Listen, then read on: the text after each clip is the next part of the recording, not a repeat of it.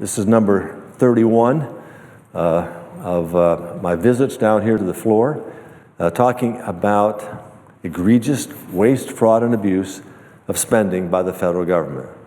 We hear so often that we just can't cut another penny. We just can't cut another dime out of these programs because they've been subject to freezes or they've been subject to sequester. And besides, we don't have the money to do it. Well, I've been highlighting small steps because we haven't been able to achieve the big steps, but small steps of ways that we can save taxpayer money and address federal spending.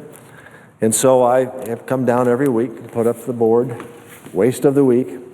And this week deals with a situation that once again didn't need to be in a position to spend taxpayers' dollars because it duplicated what was already, and this one, already being done.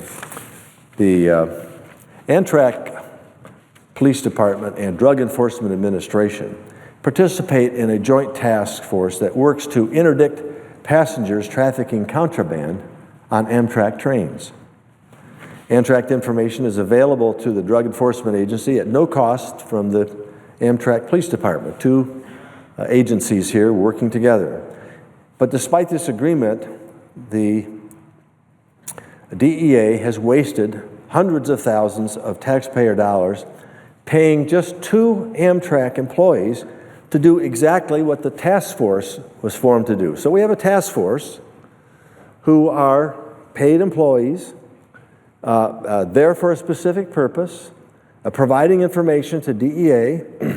DEA says this is important information, but that task, they also use informants.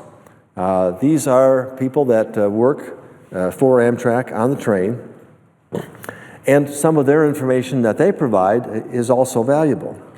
But according to an investigation by the Justice Department's Inspector General, the DEA paid 2 Amtrak employees a total of, are you ready for this? You're sitting down? 2 paid Amtrak employees. They're getting a salary, they work for Amtrak, a total of $864,161 for information which they had been providing to the DEA, or to Amtrak and then given to the DEA.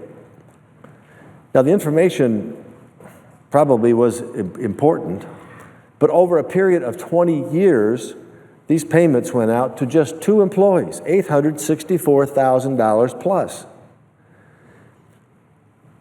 The IG's investigation concluded that when DEA officials sought approval to register these Amtrak employees as informants in the DEA's confidential source program, the required documents did not indicate that these informants would be paid. Now let me stop for a minute here and say that confidential sources are an important tool for our law enforcement agencies. Officials at the DEA actively use confidential information to obtain information regarding drug trafficking or investigations. And some DEA officials have said that the information that the confidential sources provide are kind of the bread and butter of our agency. So my point today is not to question the use of confidential sources, but to point out that federal agencies like the DEA doesn't need to pay for information that they already have access to. And this is the waste of taxpayer dollars and poor stewardship of limited resources that fall into the category of waste of the week. 20 years of the DEA paying for information that they were already supposed to receive at no cost without a second thought indicates a serious systemic spending problem that spans multiple parties and presidents.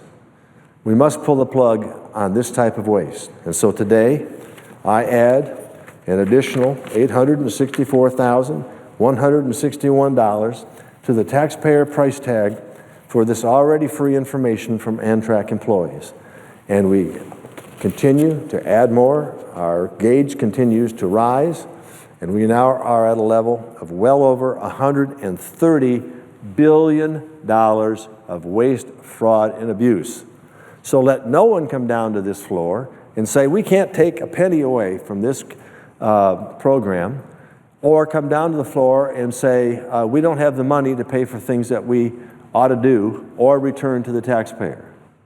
What I'm trying to do here is show that government can be run much more efficiently, much more effectively.